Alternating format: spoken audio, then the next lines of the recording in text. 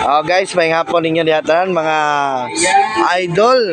Diyata karon diri sa may Liko Dool. Liko 4. Kung kamo nangita og kanang muayo sa inyong appliances like TV, mga speaker, mga washing machine, muayo ni sila guys. Dara ka ni gunitira na. Ay salti. Na. Guys, ari lang mo sa Dool sa Liko guys. Sinadapit sa unahan ng gamay. Dili niyo makita ang kuan ni shop ni Bossing na kasi Bossing mo nangilngig nga tig-ayo guys diri sa baybay. Moayo og mga appliances, mga TV o guban pa. Washing machine moayo pud sila guys ha. Steady no. Ay bugyo.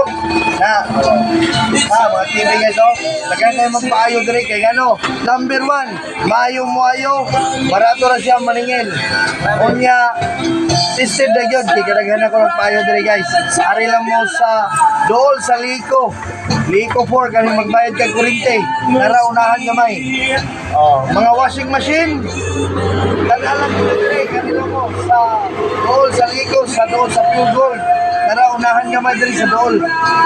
Tara guys, tarawan niyo guys. Pitilighan na guys. Si Bossing, mayong hapon dia.